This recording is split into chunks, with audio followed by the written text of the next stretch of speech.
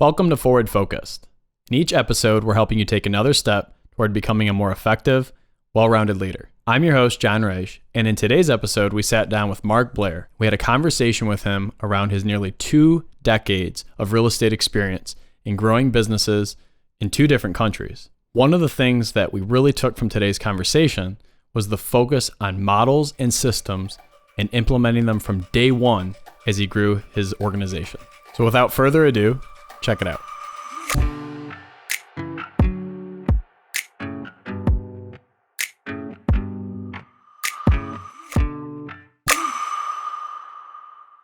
Marc, thank you for being here today. I'm super excited to get to know your history and story and who you are as a business leader. Good to see you, John. So tell me a little bit about how you got started in the real estate business and sort of who's Marc? Well, it's been an interesting journey. I actually started off avoiding real estate in all shapes and sizes. My dad has been a real estate broker for about 40 plus years now. And growing up and watching that business, I wanted to do something else. I ended up working my first real job as a bank teller.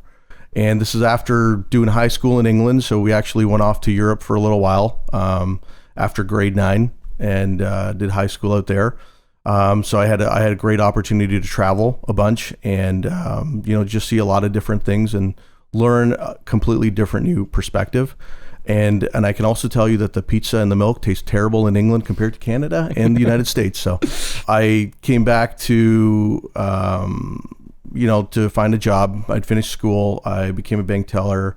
I was just really excited about buying my own place and getting my own place and just moving on.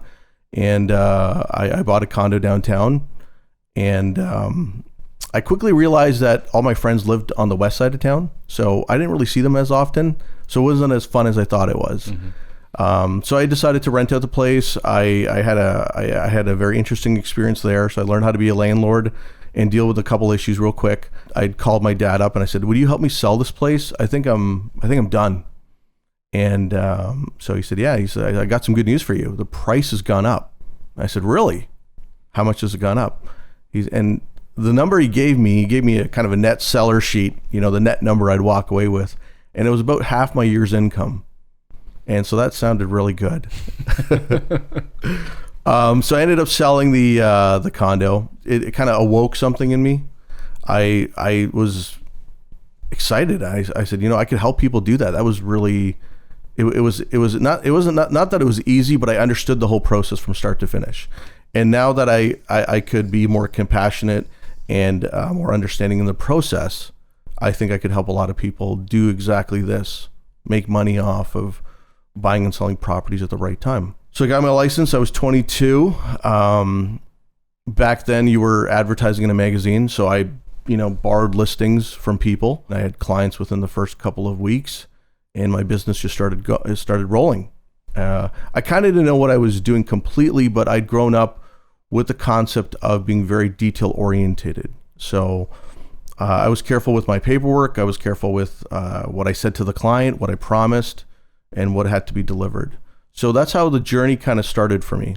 What has being in real estate and growing your business in real estate in the United States now, but global too with your investors, right, what has that allowed you to do for your family and for the life that you choose to follow? And what I mean by that is, it sounds like that your balance with working with your family and your business is a little bit more counterbalanced than maybe your father's was, right? So let's talk a little bit about that. How do you turn it off, if you will? Well, what I realized was when I was working as a single solo real estate agent, and you had freedom, but freedom started whenever you wanted to. As soon as your client was done for the day, you could do whatever you wanted to, type thing. But there wasn't really a balance because you were still on call. So what I did was, I obviously rearranged. I was looking for systems. I was looking for universal systems that would just basically carry over from me to other people, as if I were going to grow a team. I'd already planned it. Right. So that's where you and I met. And how that helped me was I was able to get those systems down packed. I was able to share those systems further. And so I could literally have people on my team ready to go after certain hours. So I guess you could look at it like we were taking shifts. So we were helping each other. So if one of my team members needed the morning with his family, he could take that morning to do whatever he had to do that was very important to him, and he could take on the evening, and we could switch vice versa. Yeah, so let's talk a little bit about that. So you come to Michigan, you have this years of experience under your belt in real estate, global real estate, I like to call it. Right. And talk to me about your journey in Michigan, getting licensed, looking for a brokerage, kind of finding that fit, because we've talked a lot about that. And it wasn't necessarily just a one and done, was it? It wasn't as smooth as I think I imagined in my mind. When I first moved here, I took on a job that was inspecting rental properties. And the reason why I did that was I needed to know the areas, and I needed to know what people felt about those areas. Okay. So I did that for the first 7 or 8 months while I got my real estate license. And then as soon as I got my real estate license, I had joined Real Estate One. When I joined them, I worked out a deal with a small team, but they were kind of structured differently, and I was structured differently. And I said, I'd like to just take on the clients that you have difficulty working with, or they don't call you back, and I was proactive myself. So I opened up the phone book literally, and I started calling people. So I didn't know anybody, and I didn't really have any reason to waste time because I had a baby on the way. And so things were really, it was time to get cracking basically. And I just took off with that. Within the first month, I remember landing a particular listing that had generated 5 buyers. Wow. So that one listing really started to get my flow going. So within the first 8 months of at Real Estate One, I think I'd closed about just under 40 deals. And so that got everything going. So I started to put goals into place. I started to do the same things I had procedurally done before, and my business started to grow. But I felt like it was hitting the ceiling at some point, and that's why I started to look outside that opportunity for the next one, because it's it's natural. You just evolve at some point, mm-hmm. and there's another place that sometimes that has all the things that you need that are the missing pieces of the puzzle. So once I had relocated again to Keller Williams Lakeside, my volume doubled in that first year. By the end of the first year, doubled. After that, the second year, we doubled again. So those systems were great, and that balance actually went side by side with it. So I was still able to achieve that personal balance and the growth at the same time. And there's a couple of things I want to highlight here. And this is not just an ad for Keller Williams. That's not how I operate. It's systems, it's models, and it's not just real estate conversation, right?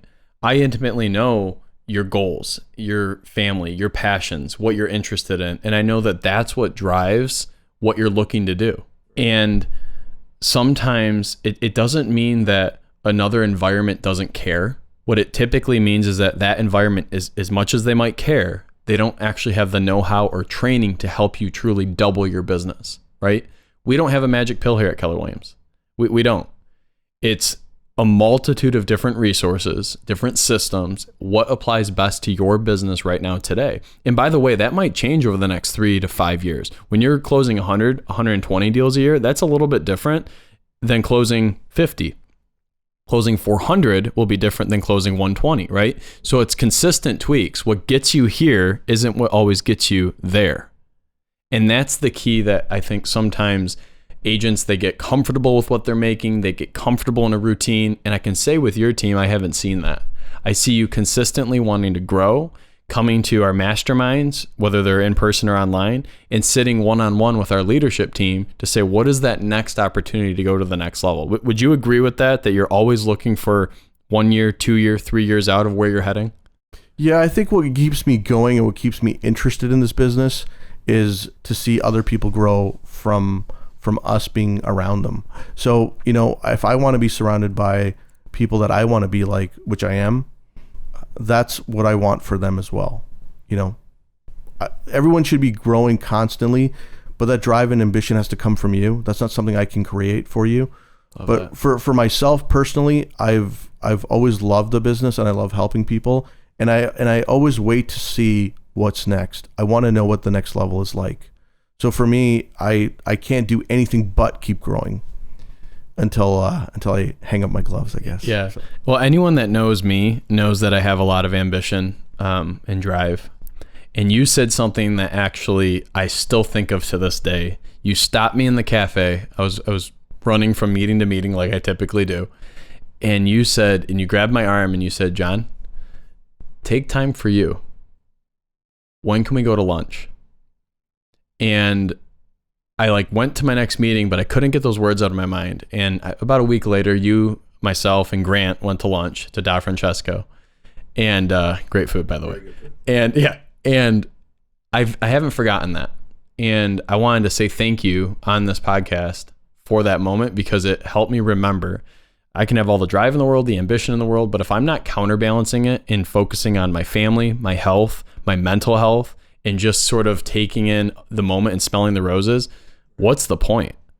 And you helped me with that. And so I wanted to tell you that, because I don't know if I've ever explicitly said that to you. So thank you. You're very welcome. And it makes me happy to see people do that. I think that's one of the things I love about real estate. I don't really care where you work. I think one of the most important things is the balance, because it shows what you can do at home, shows what you can do in your professional career.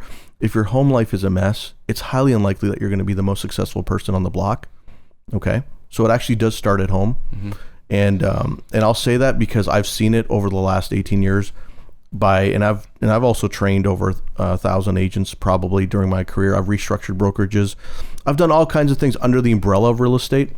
And the reason why I say that is that I've seen people constantly hurt themselves, burn themselves out, destroy their families. And Gary Keller says it really, really well. It's kind of like you're juggling a bunch of things, except for the family. And your family's like a glass ball. And when you drop it, it's a lot of times it's very hard to repair. Yeah, what he says that is we're so busy in our lives, we're juggling many things. And he talks about work, he talks about your career, he talks about your finances, he talks about your health, he talks about your family, right? And what he says is that your family and your health, that's a glass ball. You only can drop that so many times before it starts to crack, chip, or God forbid, completely shatter, right? So that's what you're referencing, and I love that. Let's talk about that. We're coming off of a year in this pandemic. I think it's exposed a lot of things about people, how they think, how they cope, their mental fortitude, their family dynamics. Maybe it exposed things that were underlying issues that you could get away from if you're going to the office for 50 hours a week versus being stuck at home. So my question is this: as somebody with a growing family, 2 kids, another on the way, a beautiful wife, a career with a team that you run, how do you balance all of that? What would you tell somebody who maybe is struggling? They're listening to this right now going, I don't know where to start in terms of balancing all these different priorities I'm trying to juggle. So when I say to a lot of people, become a master of your craft, the reason why I say that is not to become obsessed with business and work. Okay. The reason why I say that is because if you become really good at what you do, you're going to do it a lot faster. That means you're going to give yourself a lot more time back. So if I do real estate, yes, okay, great. I've done it for 18 years. So naturally I can do it quicker than someone who started a month ago. But the person who started a month ago, if you could kind of perfect to write your offers within 5 minutes or 10 minutes, create a template, do time-saving activities in advance that help your business. Because if you write an offer in 5 minutes versus 1 hour and 15 minutes, there's a lot of time you get back to do something else that you want to spend time on. So I think it's important to invest time in the beginning on the right things. Get yourself ahead on a few tasks. Definitely, if it's checklists, if it's templates, whatever that case is for you, if you need a transaction coordinator, whatever it is that's going to help you with your time management, get going, get up early, change what you used to do before. As much as we all love to relax and watch TV in the evening, try not to binge for like 9 hours before bed, right? So you're going to have to do some personal sacrifices to get back things that you really care about. So a lot of times people ask me, hey, did you catch that show? And I'll say, you know what? I didn't, because I was out with my son doing this, or I had a date night with my wife, so I didn't do that. But, I'm not saying you can't enjoy the game. You can't enjoy things like that. Of course you can, but try to really weigh out your priorities, because, you'll realize the pandemic should have taught you, or you should have felt like time is of the essence. And so if you're not exercising your body, your mindset, and getting stronger, you're going to have a lot more difficulty getting through things that are going to get tougher. Yeah. And it's okay to be against that. There's people around you that will help you. You can reach out to us. I'll more than happy to help you with anything. But I think the most important thing to focus on is to delegate certain tasks away from yourself, set your priorities in a certain shape so that you can kind of conquer the day. That's really what it comes down to. Yeah, I love that. The two notes I made here on what you just said: one, build a system around your tasks. I wrote mundane tasks, but I think it's beyond that. I think you can build a system on, starting your day at home with the family, and what are things that you can repeat and do again and make it easy, so it's like I don't have to think about it, right? It's plug and play. And the second thing that you said that I really loved was, are you willing to make the personal sacrifices? And I'm going to add to that, the personal sacrifices to invest in the future self you desire. And I think oftentimes we see a result that people want, and I ask the question, well, this is what you want. What are you doing today to get there? Right. In other words, will your future self thank the actions that you took today? And when you word it like that, and you look somebody in the eye and you ask them that, they're going to know real quick if they are just saying what they want or they're really putting their money where their mouth is, and they're investing their time, energy, and resources to be whomever they desire to be. And that's a big disconnect that I see some business leaders struggle with, is they want certain outcomes, but they're not what I call pounding the rock every day to get where they need to go. Would you agree with that? I do agree with that. I think it's also a personal thing. There's some personalities that learn the hard way. Sure. And there's some people that just simply say, I got what you said and I'm going to apply it today. So I think that if you want to change things, start applying what you're hearing. That's going to lead to the result that you're after.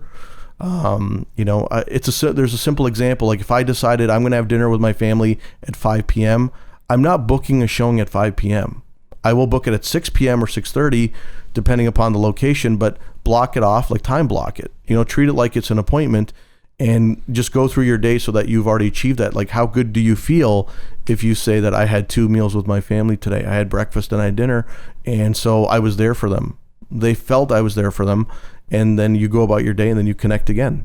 And of course you need time to wind down, so your day has to encompass all of it. There's times where, I'll give you an example. I'll come home and I'll say, hey, nice to see everybody. I'm going to go for a quick bike ride. I'll be back in 35 minutes. And it works because now I can listen to my music. I can cool down. I can do whatever I want. I can talk to whoever I want. And when I get back, I've already kind of had a minute to wind down. Yeah, that's critical. I have this theory that the commute doesn't have to stink.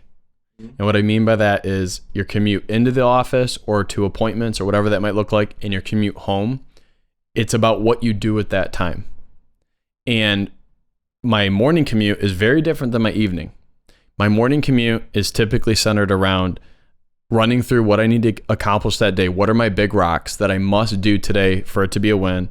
I might throw on a short podcast or a mini episode to just kind of get my mindset right, especially like Monday, Tuesday, start of the week sort of stuff.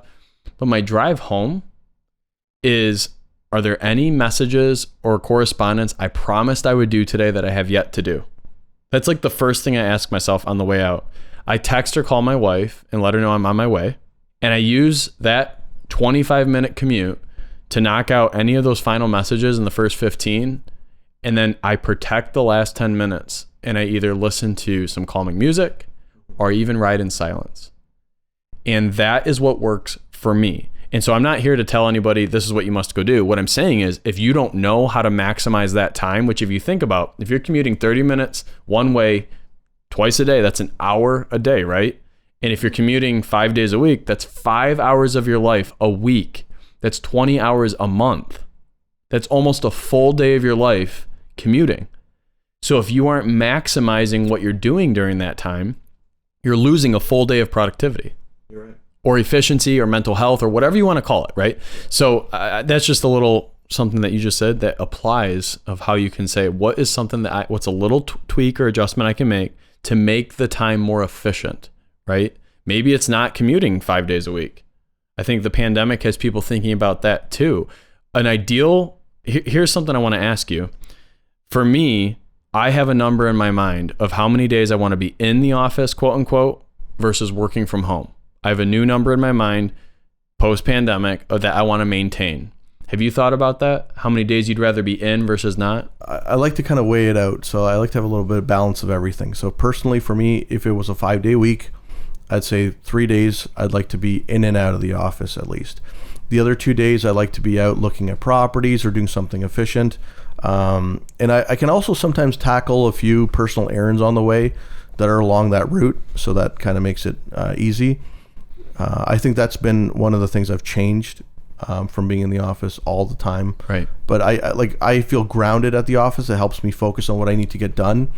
And then from there, I'd like to move on my day. Yeah, I love that. In the way I look at it too is 3 days a week in office, 2 working from the home office, and doing that so I can not have to have that hour of commute, or just simply like when my day ends, I'm home and I can go on to my next thing in my personal world too, right? And I think if I'm a leader listening to this, or I'm a business leader that owns space or has rental space or whatever that looks like, you want to really think about, have you engaged your employees? Have you engaged your people in that conversation and said, hey, what is the structure over the next 12 months, year and a half, 2 years that you want to be in office versus elsewhere? I'm a results guy. You know that, Mark. As long as the results are there and we feel that we're hitting what we need to hit and we're growing, I don't care really where you work from. Yeah, it really doesn't matter. There is a benefit to in-office culture, collaboration, like you said, mindset and energy. There's study after study that proves that. So people that think that you can work from home forever or not need physical space, we're creatures of habit. This is why working from your living room or your bed is not a long-term solution, because mentally your bed and your kitchen and your living room are triggers for other experiences, community, entertainment, rest. So if I'm working from there, I'm going to have a really hard time balancing that. So there's 2 sides to that, but I think that's a good thought for people to reflect on. Moving forward, what's the dynamic and balance that we desire? Let's shift gears here. You mentioned other resources and books and podcasts that you use to expand your mind and to grow, not just watching Netflix, for example. What are some favorite leadership books or resources? What are your go-tos that you reflect on? You know, I've gone to the Millionaire Real Estate Agent book so many times, it's probably not even funny. But for me, I feel like I need to refresh on it, even though I feel like I could probably recite the book back to you by now. But it's, you know, in my perspective, I've seen everything that's, you know, started in 2002 till now, and I've seen all the changes. I've seen all the differences of someone, you know, using online leads and things like that. And what I can tell you from looking at it from a big picture perspective, the old school way of real estate is still the best way of real estate, because I've built my business here based on referrals without really knowing anybody, and I haven't purchased any online leads.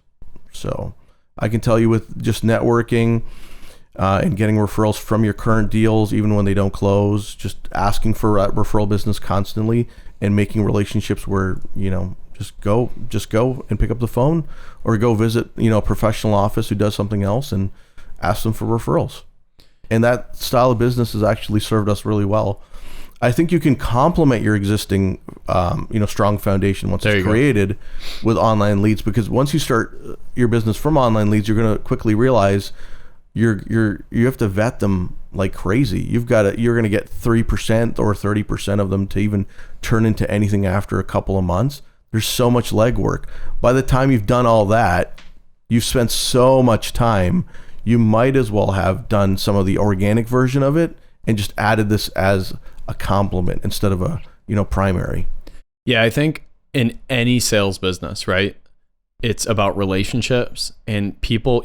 I'll come back to this, and you said it perfectly. Do people want to do business with you?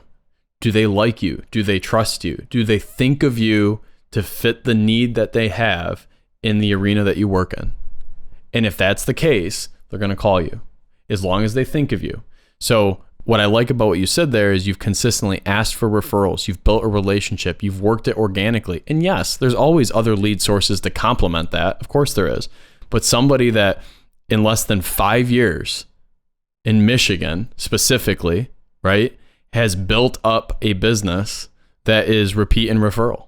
Over 90% repeat and referral. Think about that. That's an impressive stat to be able to share on a listing appointment and with your buyer consultations of you're not just hiring me for this transaction. If you're impressed with what you're getting, you're hiring me for life. I see this as a relationship. So that's something that I know you're proud of, and I'm proud to be in business with you on. Thank you.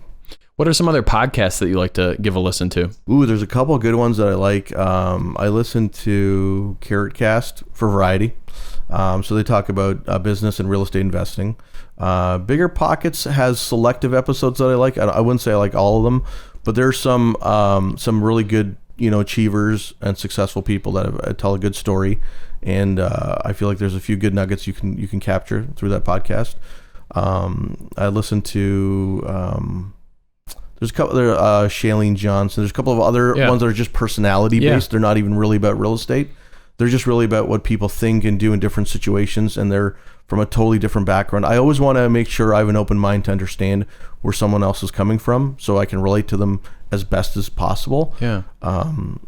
So that's like I'm always open minded to just checking out anything that offers something that's interesting. And you have a podcast called What I've Learned, right? It's co-hosted with Grant Cropfield and Marc Blair, right? Is that found on YouTube? Where can a listener find that? You can find it on all the platforms. It's on Spotify, Apple Podcast, Audible, YouTube. And the reason why we started that podcast mainly was we just wanted to make sure that we were sending out more useful and correct content. I feel like there's a lot of homegrown experts that are really sharing information that is damaging people, and it's not really helping their business, and it's not really helping them personally. Yeah. So the reason why we put that together was just to make sure that we could bring on a variety of great guests with a great mindset and something that they can take away. Yeah, I love that. As a leader now, not just in real estate, but just in your life, what's one of the most important decisions you've made for your organization or for your business? How do you make those tough decisions and then follow it and stay committed to it? Well, I think you have to outline a proper vision of what you want your team and your business to look like. And if you're going to lead somebody, you have to lead them with grace. You have to lead them with an example. You can't just tell people what to do if you're not doing it yourself. So I think it's very, very important to say, here's what I do, and if you do this as well, I can see you being successful. And then just lead them through the tough parts of it, where they're going to have a lot of questions, and they know that they can reach out to you. So be there. And have you said to someone specifically, I don't think you're a fit for what our organization's looking to do? I have. I'm not really a particularly huge fan of having those conversations. I mean, I'm going to say I agree with Gary Keller a little bit more on that topic. I do like to see organic release of people that don't belong in the environment. I don't really like to go around firing people, but there's a time and a place where something is just not working. And I think it's where you need to have your courage and your brave sense to have a good conversation on why, and wish them the best. Yeah, and Gary's vision on that is pretty clear cut. It's, I don't fire anybody. We have conversations where they self-select them out of the role, right? They're not meeting standards. There's a gap to the goal. We've sat down weekly, monthly, whatever the time frame is. Consistently, this person's not hitting goal. And so based on that, what's our next move? And that's where the person, after 2 or 3 weeks of that conversation, looks at Gary and says, I don't think I'm the guy for this role.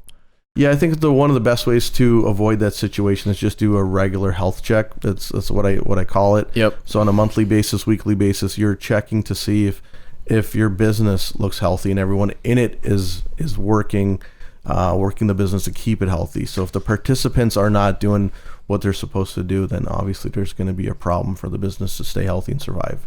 And that affects so many people. It's not just affecting the business as a profit, it's affecting the clients, it's affecting even the community that we serve from that business being prosperous. Well, in any moment that you have somebody subpar to goal that's working with you, it falls back on you as the leader. Yeah, unfortunately it's a reflection then. And well, it's a reflection, and literally the tasks fall back on you. And so then you are stuck back doing tasks that you hired somebody to go do. So then what struggles, what is hit is your vision, is the big thinking, is the next opportunity, right? Because you're back here doing this. Not that this is beneath you, not that you haven't done it before. You can't be a runner, which is running the operation in the trenches every day, and a grower. You need to have two in any organization as it continues to scale, right? So how do you consistently remind your runners, your teammates, about what your vision is? How often are you sharing that? There's two ways that I do it. I think one of the ways that we do it, of course, is just a part of the health checkup. So we're regularly meeting, we're regularly talking. We're also talking about other things that are affecting their lives. And one of the other things I do is I give them tasks to learn and try that I haven't previously done before. So there's a lot of delegation that happens for their growth. And I think that the vision gets reiterated by you delegating, because that's part of our vision. It's to get them to evolve to the next level. So if we're not giving them more things to do and they don't get to, learn out of those opportunities, then they're not going to really participate in the vision. So even though that they're, hearing the vision and partially doing the vision, but they have to live it out. And I think that's what makes the real difference when it comes down to it. So you're laying it out, it's clearly articulated, and they know what they need to do, but it's on them to go execute. That's what I'm hearing. Yeah. It's Dave Claft, our broker and one of our owners, he always says, right, you can lead them to water, you can't make them drink, but you can give them salt. And he says that in almost every meeting I'm in with him. And it's exactly what you're saying there is, at a certain point, you're accountable to who you are and you need to go do your job. Here's, as your leader, all the ways that I can help. I can lay out the standards and what needs to be hit, but it's your job to go perform. And so it's a balance of care and candor. You're being direct, you're being to the point. This is what you got to go do. I care about you. How can I help you get there? Is that a good summary of? Absolutely. Okay, beautiful. As you're looking at the culture of your company and you're looking at the next 3 to 5 years, the real estate industry is shifting. It's changing, right? It is. And there's this struggle of serving your current business and working on what you're currently doing, and then being innovative and continuing to grow, right? Is there any big news or big goals that you're setting for the next couple of years of where you think things are heading and what you want to do? We're actually placing ourselves in a position where we're actually competing with what Zillow's vision is. So what we're doing is we've got a huge network of investors. We're encouraging them to invest local, heavily, stay local as much as possible, because they do get, sidetracked sometimes. So we're getting them to understand what's important for the future, and we're planning in advance for that. We're also participating with them. Our real estate business is going to stay really, really heavy with community focus, and we're actually engaging even more than before. So we're going to stay connected a lot stronger than where people are. They can differentiate the trust between an online company, big corporation feel, and versus a business that is local and reputable. So it's going to be locally based. It's going to be community oriented, right? And you're doubling down on being that local expert for the community that you've built. Is that a? Yeah. Okay. And then our investors are buying more market share so that they actually control the inventory locally too.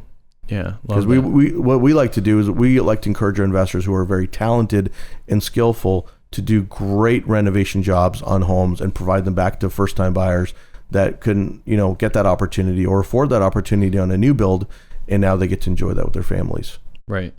Yeah, I love that. Are there any resources that you can provide for somebody where maybe they're struggling with a positivity mindset versus maybe they're spiraling negative with everything that's gone on in the last year? Is there any resources that you turn to keep your mindset positive and keep your culture going?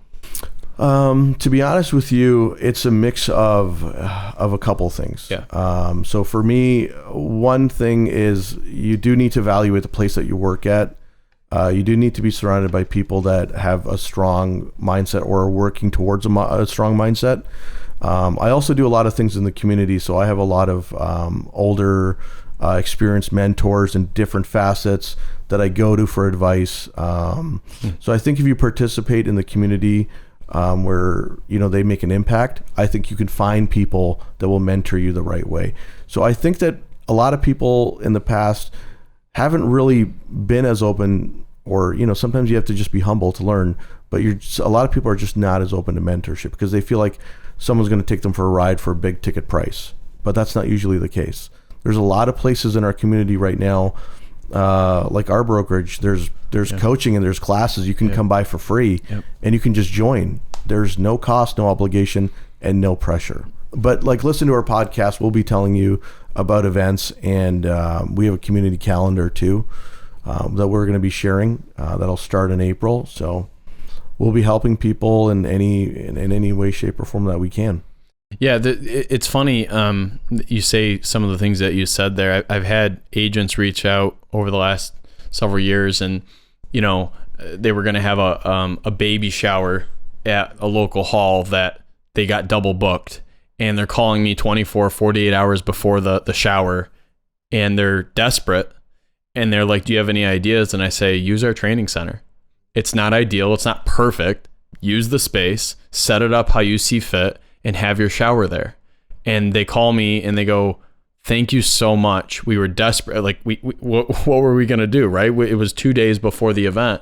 And that's another example, to your point, about we're not just a brokerage. We're not just somewhere where you buy and sell real estate. We help the person as a whole. And whether that's family events or a space to network, we have networking groups that meet there. We have AA groups that meet there. We have BNI groups that meet because at Lakeside, we've really worked hard to build a community. And we're not perfect. No company is, but we're doing our best to serve our community. And my community is folks like yourself who are going out into their communities and building a big life and big business. So that excites me. Yeah, it's not about perfection. It's about asking yourself that hard question, like, who are you after your realtor at the end of the day? So when you clock out at 6 p.m., if that's when you're done, who are you as a person? And that's the reflection we're talking about in the community. The things that you're doing, it's wonderful how you stepped in to be a lifesaver for that event, but we're talking about doing that regularly for people. Correct. And there's no hidden agenda. We're not asking you to come over here and sign up. Oh. I think it's just a matter of understanding that we actually all work together at the end of the day. Yeah. And it's about waking up, and that's what code should have done for you. That you should have realized, and I apologize if it sounds a little harsh, but you should have realized that we all need each other, and we should have all been helping each other a lot more than we ever did. Right. And so it's a wake-up call. One last question for you. What's something that you would go back and tell Mark at 22, 23, 24 years old? Here's a lesson that I've learned as a leader, as a business entrepreneur. Trust me, you want to do this now. Don't learn it 20 years later. What's something you would go back and tell yourself? Probably two things. One would be to scale and grow on systems that I've recently started doing now, and applying those systems way earlier. That would have been amazing. And then the second thing would be to start fixing and flipping, the other thing that I like to do, a lot earlier. I used to flip a lot of new construction properties because I'd buy them at the right time. So I wouldn't really have to do the fix and flip portion, but I realized how much I enjoyed it. And I love seeing families, saying, giving me feedback on, we're still living in that home from 5 years ago, and it's phenomenal. We don't want to leave because it's perfect. It has everything we wanted. So just creating those opportunities for people. It's just fun. It's fulfilling. You made an impact. Well, Mark, I appreciate you. I appreciate who you are as a person. And I thank you for your time today and the conversation. I really enjoyed it. Me too. Thank you, John. Thanks for having me. Yeah, no problem. Thanks. A big thank you to Marc Blair for taking time out of his schedule to sit with us. He referenced a lot of resources, one of which being his own podcast, What I've Learned. And I encourage you to check that out, as well as some of the other books and resources he mentioned, which are always, of course, linked below. If you found value in today's content, please be sure to subscribe so you never miss a lesson, become the leader you deserve to be. And until next time, lead on.